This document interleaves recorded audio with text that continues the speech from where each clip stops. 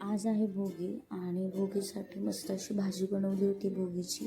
त्यासाठी तेल घेतलं, तेलात जिरी मोहरी घातली, त्याच्यानंतर जे वाटण दाखवलेलं ते वाटण घातलेलं आहे आणि त्याच्यात मसाला घातला, हळद घातली. व्यवस्थित असं तेल सुटल्याच्या नंतरच घातलेला आहे मसाला. त्याच्यानंतर त्याच्यामध्ये ह्या सगळ्या भाज्या घातलेल्या आहेत भोगीच्या. इथे मी वांग, गाजर, हरभरा आणि मटार अशा सगळ्या भाज्या घेतलेल्या आहेत. त्या भाज्या घातल्या, 2 ग्लास पाणी घातलं, मीठ घातलं आणि मस्त असं बिना झाकण ठेवता भाजी शिजवून घेतलेली आहे. आणि हे वरून जे आहे हे तीळ खोबऱ्याचं वाटण घातलेलं आहे. वरून घातलं तर तवंग मस्त येतो.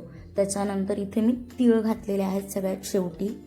तिळाने थंडी कमी होते म्हणून आपण तीळ खातो. तिळामुळे उष्णता जास्त वाढते, त्याच्यामुळे आपण तिळाचा वापर ह्याच्यामध्ये करतो. आणि इथे मी पुलाव बनवलेला आहे. ह्याच्यामध्ये फक्त वाटाणे घातलेले आहेत, जिरी मोहरीची फोडणी दिली, त्याच्यानंतर कढीपत्ता घातला, वाटाणे घातले, मसाला घातला, हळद घातली आणि तांदूळ घातला. परतून झाल्याच्या नंतर पाणी घातलेलं आहे, गरम पाणी घातलेलं आहे.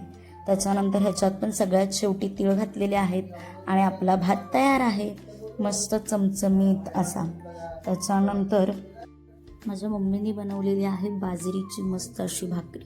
मम्मीच्या हातच्या भाकरीला कोणाच्याच हाताची चव येणार नाही, एवढी छान भाकरी बनवते माझी मम्मी.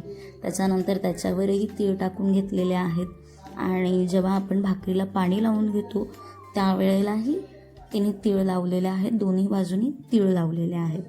तर असं आपलं भोगीचं सगळं जेवण तयार आहे. भात तयार आहे, भोगीची भाजी तयार आहे आणि भाकरी पण मस्त अशी तयार आहे.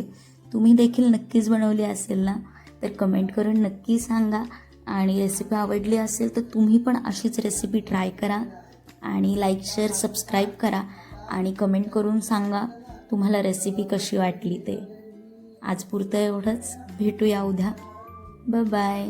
आणि हो, भाकरी बघून जा किती मस्त अशी झालेली आहे. मी तुम्हाला भाकरी पण दाखवते. भाजून झालेली आहे पूर्ण आपली भाकरी, तुम्ही बघू शकता किती मस्त अशी भाकरी आपली तयार आहे. आणि मी इथे नैवेद्याचं ताट पण वाढलेलं आहे, खूप छान असं.